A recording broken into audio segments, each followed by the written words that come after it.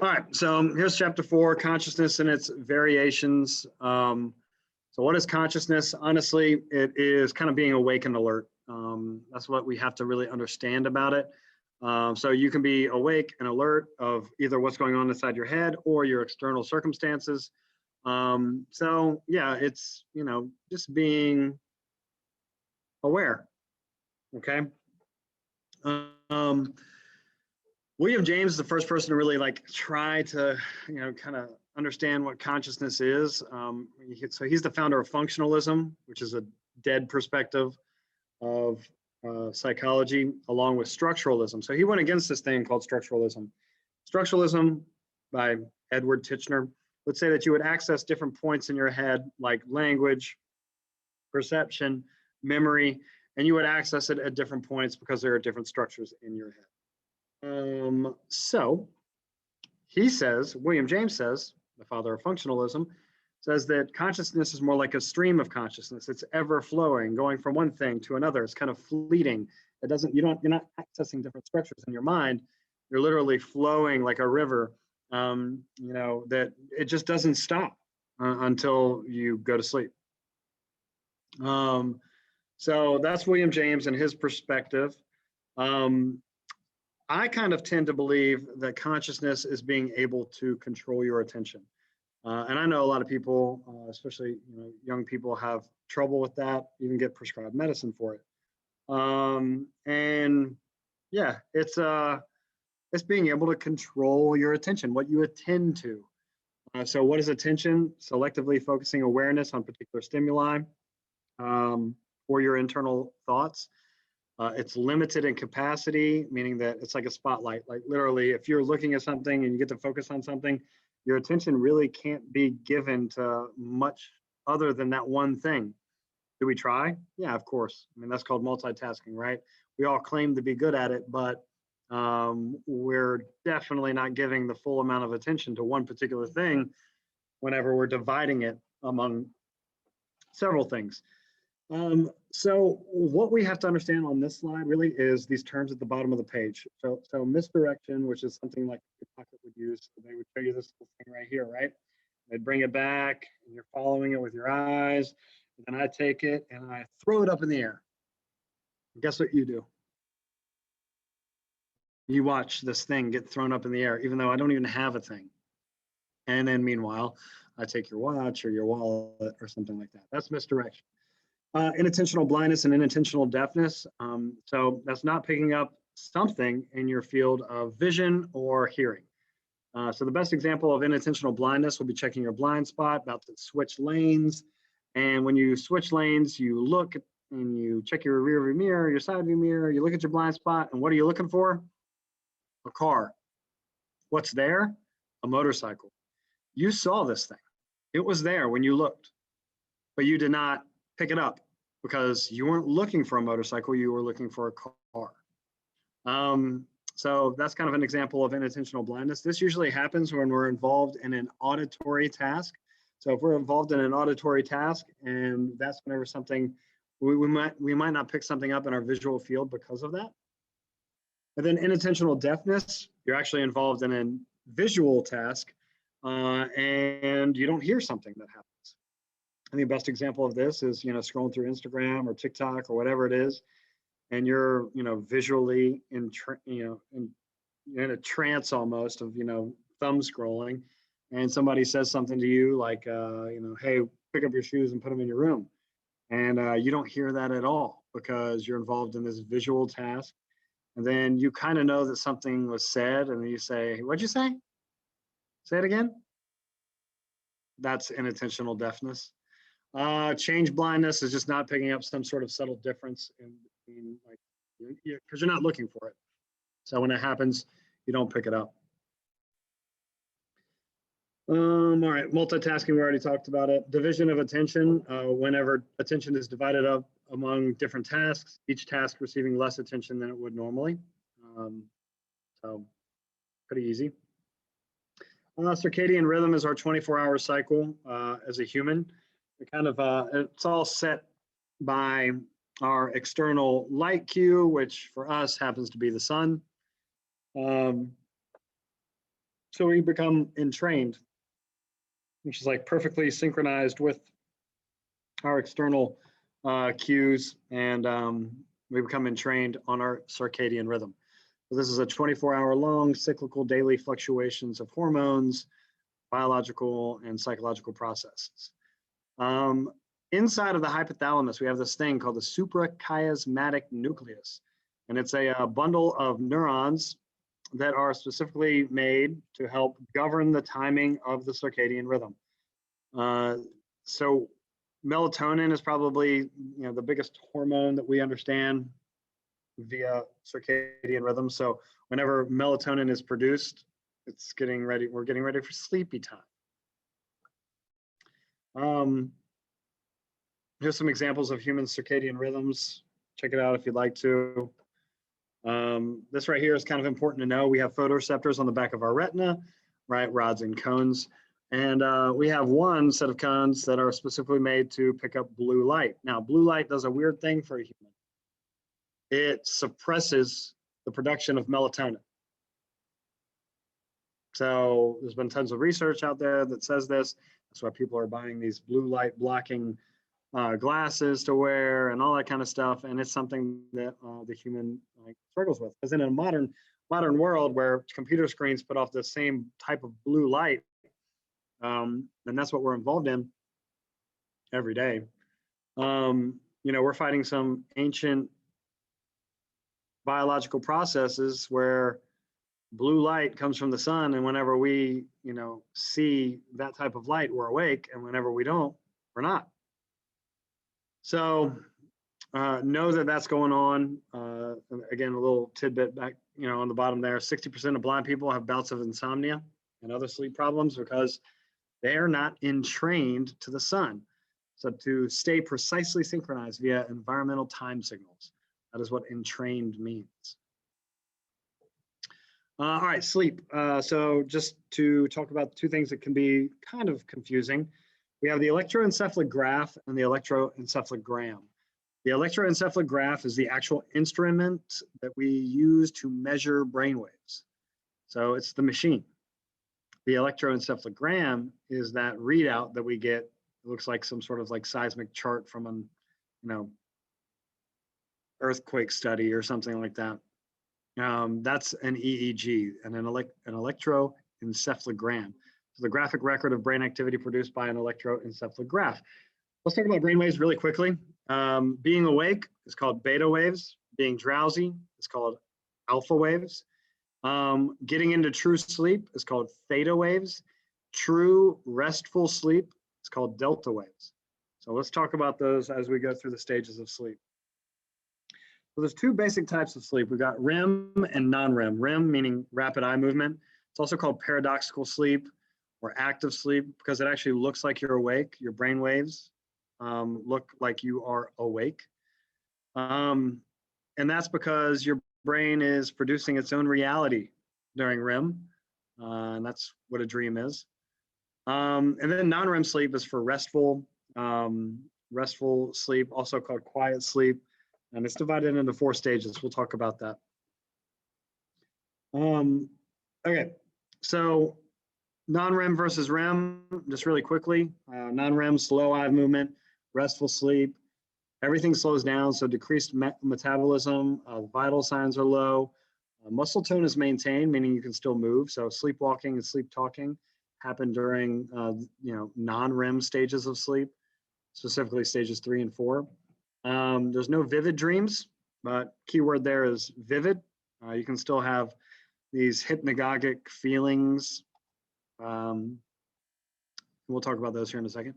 REM is rapid eye movement. It's not restful. We have an increased metabolism. Our vital signs are irregular, so everything's happening kind of like increasing. So blood pressure, heart rate, all that kind of stuff. You can even be sexually aroused because you're in REM, not because of a dream that you're having, but just because of what rapid eye movement, that stage of sleep, actually does to the body physiologically.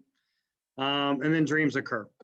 So, all right, hypnagogical hallucinations. So again, whenever you're starting to get drowsy, you produce these things called alpha brainwaves. So being awake, I remember as beta waves because it starts with BE, being awake, beta waves.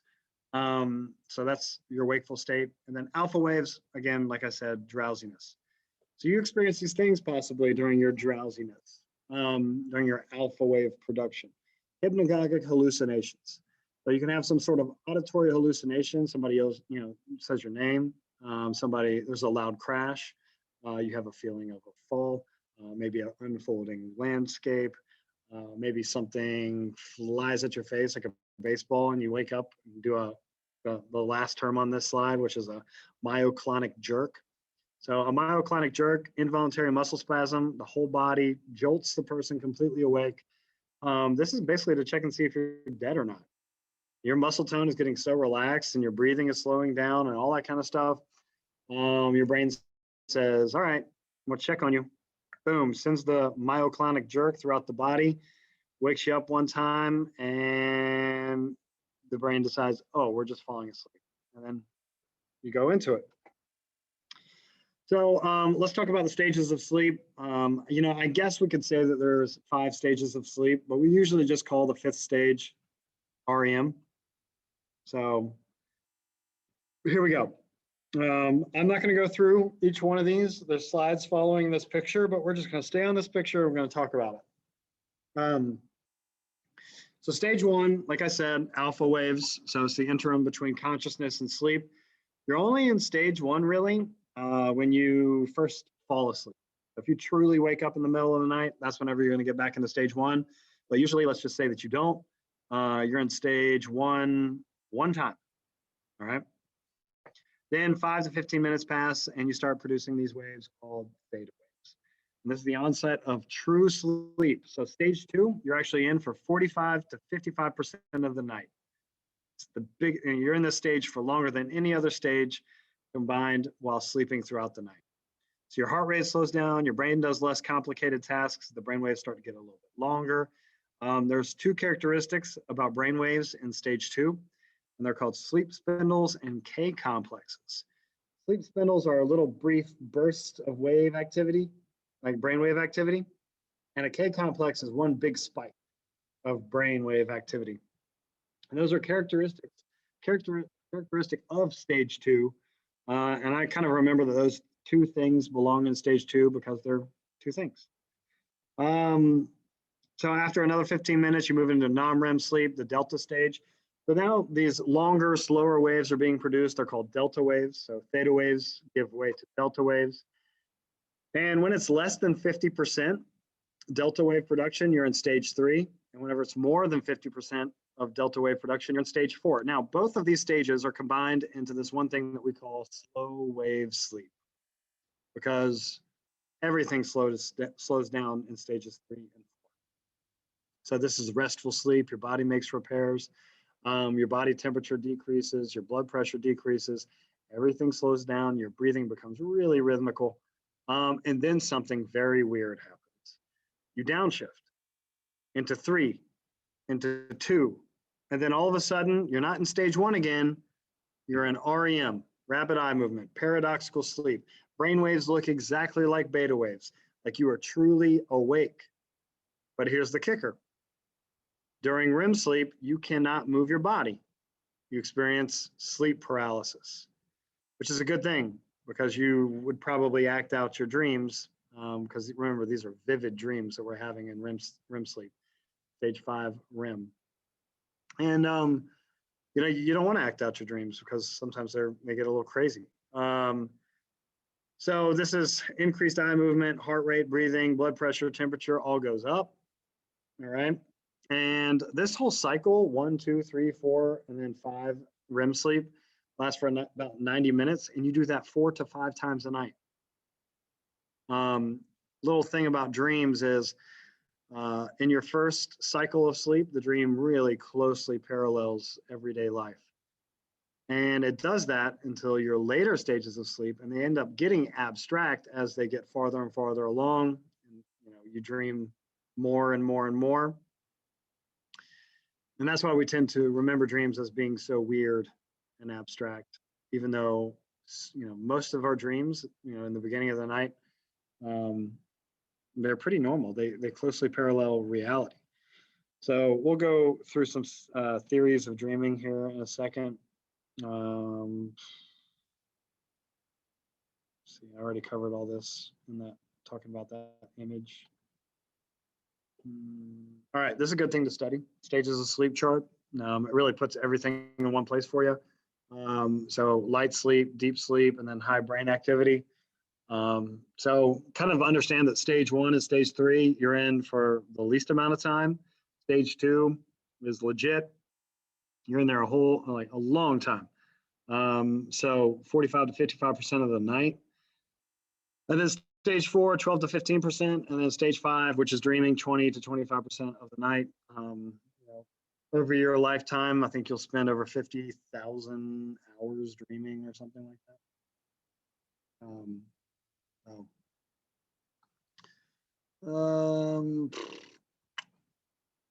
4 to 5 cycles a night. All right, something weird that happens when you get older, and you might see this on the AP exam, is called wakefulness after sleep onset. And that means you kind of wake up in the middle of the night, you kind of awake, and then you go back to sleep again. I mean, there's been recent studies out there that say, humans have evolved to actually have 2 sleeps. So the first sleep, the initial sleep, okay, we did the fire's going, it keeps on going. And then we wake up in the middle of the night, we tend to the fire, and then we go back to sleep. They're saying that evolution, we are probably programmed to do that. And maybe that's why, as you can see, when we get older, the wakefulness after a sleep onset gets bigger and bigger and bigger, because maybe those are the people who are tending to the fire. And as a young person, you again, need more sleep. And so you just sleep. And the old people just kind of take care of that in the middle of the night. I don't know. It's something interesting. I've been thinking about it a little bit lately, because I've been experiencing it more lately. So in the middle of the night, I'll wake up in the middle of the night and let the dogs out, maybe eat a couple of bites of cottage cheese with a fork. Okay, moving on. Why do we sleep? Obviously, it's to rest, and we get to do some weird things. So dreaming provides us with a safe place to practice a skill that we've learned during the day. Really important for memory consolidation and kind of cleaning up the waste of the brain. Again, just rest for our physical bodies. And then, do we get to sleep more because we humans are apex predators? Yeah, we do. If you're a predator, you get to sleep, because not a whole lot of things are coming after you. If you're prey, sleep is kind of weird for you, short bursts, not a whole lot of sleep, because you live your life scared. Sleep deprivation studies, look, it's bad. You mess your sleep up for 1 day, 2 days, 3 days, you're going to have some sort of effect. Now, are we going to lie to ourselves? Yes. Cognitive dissonance is real. We're going to wake up in the morning and say, oh, I'm okay, I can get through today. That's definitely cognitive dissonance. We lie to ourselves to make ourselves feel better. Everybody does it. But sleep restriction and sleep deprivation studies say this is bad. Sleep is probably more important than you think it is, specifically as a young person. You guys, don't really value probably sleep and what it can do for you if you're consistent with it, generally speaking. So what happens is, obviously, you have an increased urge to sleep, concentration, vigilance, reaction time, memory skills, all that goes down. Motor skills, including driving, not good at all.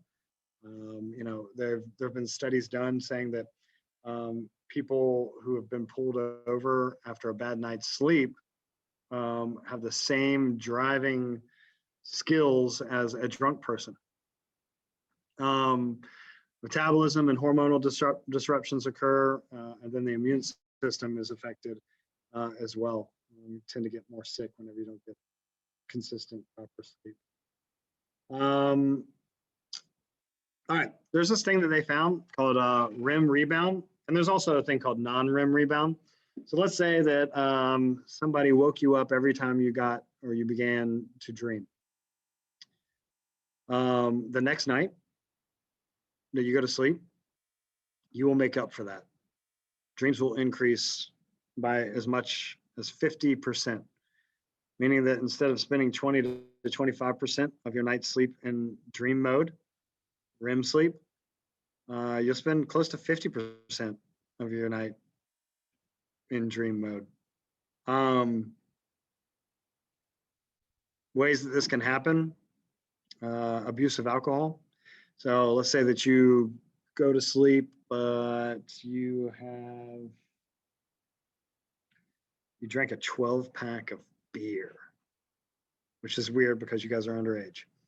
So this is in the future. And what that does, alcohol actually suppresses REM. And then the next night that you go to sleep, you'll actually probably have, 50% increase of REM sleep. You'll dream a little bit more. Only problem is, you might experience this thing like hyperexcitability. And in turn, those, it might be REM nightmare rebound for you because it ends up not being too good. For some reason, it always ends up in like not pleasurable dreams for some reason. Not speaking of experience, speaking about research. And again, non-REM sleep, same thing. If you don't get enough non-REM, you'll make up for it. So it's weird. It's like the body really truly needs it. But again, we just continue to lie to ourselves and say that we're okay and that we don't need as much sleep as we really truly do. Look, teenagers need a whole lot of sleep, 8.5 to 9 hours a night. I mean, I know that that's a joke to most. So yeah, 1 out of 7 US teens actually get that much sleep. And then as you get older, you don't need as much sleep. The sleep-deprived emotional brain, it kind of causes, when you don't get enough sleep, it causes inflammation of the amygdala, and you become extremely reactive, emotionally reactive to certain stimuli around you. You probably felt this before. I see it a lot because I have small children who this really affects. If they don't get a good night's sleep, my life is over because they're the crankiest little wonderful pieces of joy I've ever seen in my entire life. Yawning is contagious. This kind of has to do with mirror neurons and the fact that we used to be social animals walking around in tribes, groups, and clans from about 100 to 150 people. When one of us yawns, it means all of us should yawn because that means one of us is tired. And what yawning really does is increase oxygen into the brain. And if we do that, then hopefully we get to stay awake a little bit longer and more alert. So that's kind of what yawning is all about. Sleep paralysis, again, you experience this during REM. If you wake up during a dream, you might wake up with sleep paralysis still going on, and you might not be able to move your body like you want to. All right, now we're going to get into a little bit of dreams and then disorders. So you might think dreaming is the most, common thing that we do at night, but it's actually sleep thinking, or this it could be called sleep mentation. But you might, have some sort of vexing problem, right? Maybe a test the next day in math, or an AP exam, or something like that, a big game, and you think about it, and it's just in your head, and you're constantly thinking about it. Now, is there a chance that you could wake up with a solution and all that kind of stuff? Yeah, 100%. You can do that during your time sleeping. But sometimes it just kind of is that pervasive feeling, almost like excitability about something. All right, dreams, again, you kind of know what it is. 50,000 hours in your lifespan, 6 years in the dream state. Unfolding sequence of thoughts, perceptions, and emotions that typically occurs during REM sleep. So memory consolidation is huge here. Implicit procedural memory is also huge, so you get to practice in a safe place.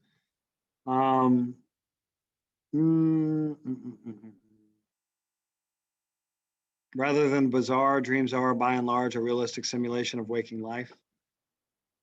But we just remember the bizarre ones because it's more rare. Nightmares, frightening, unpleasant anxiety dream that occurs during REM sleep. Do not get this confused with sleep terrors or night terrors, which are the same thing. But so sleep terrors actually happen in stage 4.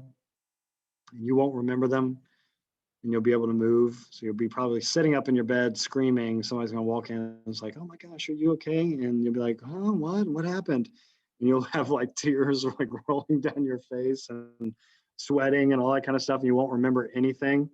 But you had this thing called a sleep terror. A nightmare you can actually remember. So gender plays a role in this, I guess, a little bit. Generally speaking, women report more frequent nightmares than men. Lucid dreaming, I think you know what that is, right? Controlling your dream while you're in it. There's ways to increase that. Check it out if you'd like. 1/3 of dreamers recall a dream where they have died, and guess what? They didn't die in real life. All right, Freud, who we know as a psychoanalyst, right? The father of psychoanalysis, says that dreams are a royal road to the unconscious mind. Awesome. So he really gets into the interpretation of dreams. He calls dreams have 2 types of content. One, manifest content, which is actually movie plot, right? So the actual events of the dream.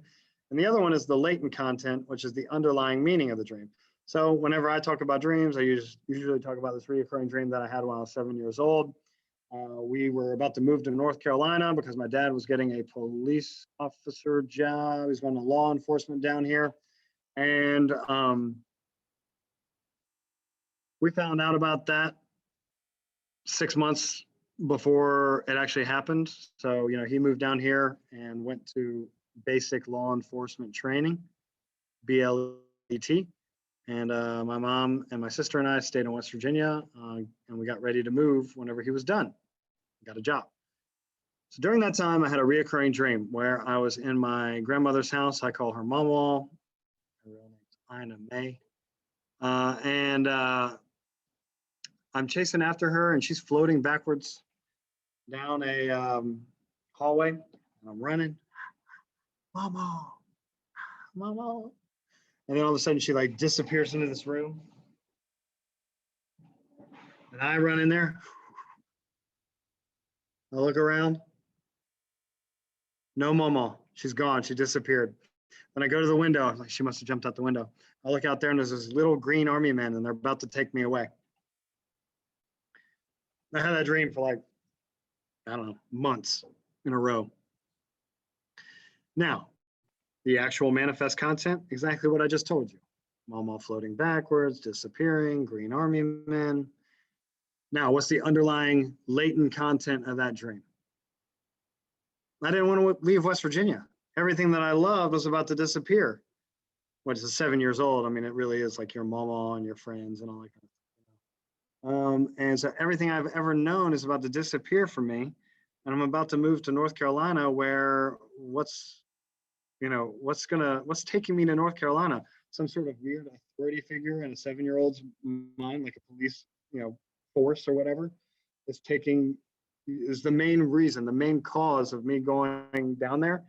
And that was the Green Army man. So I understand it now. Back then, it was kind of like a nightmare. So manifest versus latent content. Manifest, movie plot, latent content, underlying meaning. All right, different models of dreaming. We got activation synthesis model. So basically, this says that the pons fires random messages, and the cortex tries to make sense of that information. So the pons activates, and then we try to synthesize it with our cerebral cortex. When I think about weird abstract dreams, I think about this theory of dreaming, like, what was that? You know what I mean? You wake up and you're like, what was that about? I kind of tend to believe that this is the theory of dreaming working in that type of dream. So where I'm just trying to make sense of random information that's being pushed into my brain. And then the other one, which I enjoy a little bit more, is the Neurocognitive Theory of dreaming. Basically says that dreaming is what our brain can do without any distraction. So everything gets taken away from you, right? All the sensations of the outside world, the 5 sensations plus more, are taken away. One, you can't move your body, so you don't feel anything. You know, you can't hear anything. You don't see anything or anything like that. What does the brain do? It creates its own reality. I mean, that's like this is like the maximum of what the brain can actually do. I mean, you're laying there paralyzed, and your brain creates its own reality, and you get to manipulate it however you see fit, even though you don't think you have control of it, but you really do because your brain is producing it. That's I like thinking about this type of dream a little bit more. So dreams aren't activated by the brainstem. Dreams are reflecting our interest, personality, and individual worries without the distraction of the outside world. Sleep disorders, I'm just going to stay on this page and we'll talk about all of them through this page right here. So sleep disorders, obviously, if it's a disorder, it's disrupting our everyday life. We have dysomnias and parasomnias. So dysomnias disrupt sleep, okay? So insomnia, can't go to sleep, right? Obstructive sleep apnea, you're sleeping, but you never get into restful sleep because every 3 minutes, your tongue slips into the back of your throat, closes off your airway, and literally tries to murder you 300 times a night. And you end up waking up 300 times a night. But you don't think you wake up 300 times a night. And you wake up the next day and you're like exhausted. That's obstructive sleep apnea. What fixes this is a machine usually called a CPAP machine, and it gives constant pressure through the airways and keeps your pathways open so you can breathe throughout the night and get restful sleep. And then we have narcolepsy, which is characterized by microsleeps, or these things called sleep attacks during the day, where you get hit with one of these things and you just fall asleep immediately. Now, a version of this, well, not a version, but a symptom of this is called cataplexy. And if you experience an intense emotion, something scares you, guess what? You'll pass out, go to sleep immediately. So that's a little symptom of narcolepsy. Parasomnias are characterized by arousal or activation during sleep. So you're actually sleeping during these things. So sleepwalking, sleep terrors, and sleep sex all happen in stages 3 or 4. And again, this can happen because your muscle tone is not suppressed, so you can still move. I know sleep sex is a weird thing to see on there. And again, if you have to characterize it by anything, it's probably not like involving 2 or more people. It's probably involving 1 person. So sleep-related eating disorder, when you wake up in the middle of the night, you're not really consciously awake, and you go to the fridge and you just eat whatever. And then REM sleep behavior disorder, you are not paralyzed during REM sleep, and you act out your dreams, which can be really scary. So here's all those things. Okay, 2 types of insomnia you might see: transient insomnia, which is like short-term, short-lived insomnia, and then chronic insomnia lasts for a lot longer. Okay, we went through all of these things. We have it. Okay, yay. Hypnosis, it's real. It has to be real if I'm teaching about it. So this is characterized by high suggestibility. So if you have a low threshold for suggestibility, so you can fall into suggestions and all that kind of stuff easily, then you probably can be hypnotized easily. Some things here, we got post-hypnotic suggestion. This is suggestion made during hypnosis that the person should carry out a specific instruction following a hypnotic session, AKA stop smoking. All right, I know people who've been hypnotized to stop smoking and they don't smoke anymore. Post-hypnotic amnesia, to forget something. So, I've seen videos of people being told during a hypnotic session The number 6 doesn't exist anymore, and then they count how many fingers they have on their hands, and they count 11 fingers because they skip over 6, which is weird.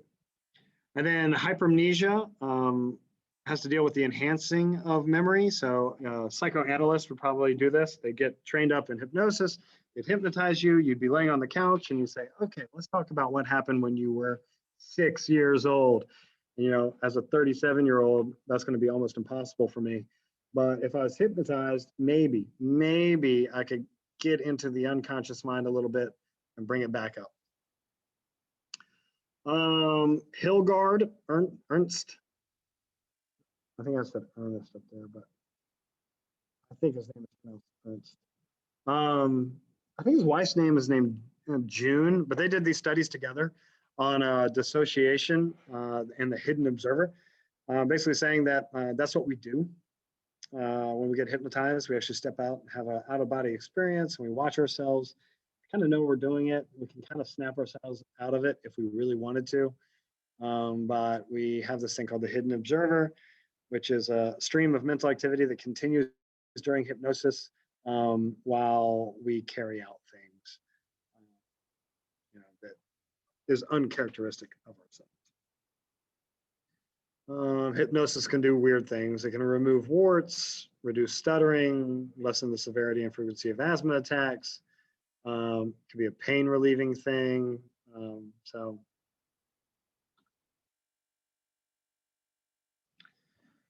All right, meditation, also real. You know, you might think of it about this as some sort of religious thing, but it's not.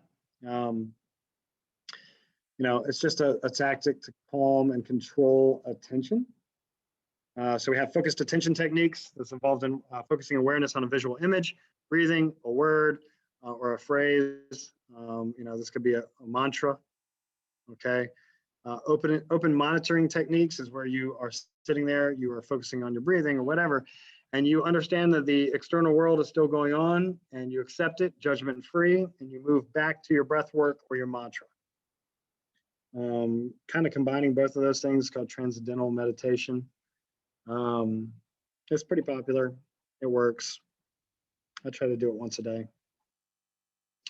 All right, drugs, really quickly. Let's just talk about it on this page here and not go through the whole thing. So psychoactive drugs, so anything that alters consciousness, perception, mood, and behavior. So depressants, drugs that depress or inhibit brain activity, AKA slow the brain down. So examples here would be alcohol. All right, go to your thing, bye. All right, alcohol, I'll see y'all later. Then tranquilizers, benzodiazepines, all of these things slow down the brain and in turn, if abused, any of these could actually slow your brain down enough to where your respiratory system shuts down. Good luck tomorrow. If you need anything, let me know. Okay. 12. I think you got to be here at 11:15. Yeah. Okay. You guys can go if you'd like to here. I'm just going to finish this up. Opiates are pain relieving drugs that, you know, popular ones would be Oxycontin, morphine. Really dangerous ones would be heroin. All derives from the opium poppy plant.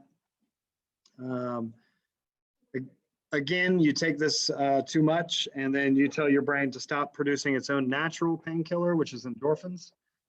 And that could be really painful, the withdrawal. Stimulants, they turn your brain on. So examples would be caffeine, nicotine, cocaine, and methamphetamine. They all turn your brain on and actually probably make your brain work better and more efficiently until you abuse them. And then if you abuse high level stimulants, you go into this thing called stimulant-induced psychosis, where you break from reality. You don't really necessarily understand what's going on around you. The problem with all stimulants is they're highly addictive. So those low-level stimulants like nicotine and caffeine are used quite often for humans to increase brain activity daily. And then we go psychedelic drugs. So psychedelic drugs, just to talk about real quickly, would be examples would be mescaline, which, shh, be quiet, I'm still doing something. Caleb, did you hear me? Shh. So in that, so psychedelic drugs, so you have mescaline, which comes from peyote cactus, that would alter your perception of reality, and it would distort reality. Then you have psilocybin, which is magic mushrooms, also doing the same thing if abused. Then we have marijuana, which is probably more properly called cannabis. It's lumped into psychedelic drugs, even though half of the United States can do it legally. And then the man-made one, LSD, which takes the very small, most minimal amount to send you into some sort of distorted reality. And then we get into these things called designer drugs. So designer drugs are man-made. So there's one popular one called MDMA. I used to call it ecstasy. You call it Molly. It's the same thing. But it gives like pervasive feelings of love and kind of contentment or being content. And, you know, it would possibly alter your perception as well. And then the weird designer dissociative drugs, which actually causes you to break from reality into another stream of consciousness. So these examples are PCP and ketamine. So PCP is better known probably as angel dust, and ketamine is known as Special K. Both of those things are man-made, and both of those things can change you into somebody who thinks they're invincible, and then all of a sudden you're naked walking down Market Street and getting tased by cops, still walking, doing whatever you want to do, because you're not you. Your consciousness is, you're not even there. So all right, that's chapter 4. Hopefully that gives a good review for all of you guys, and we're done.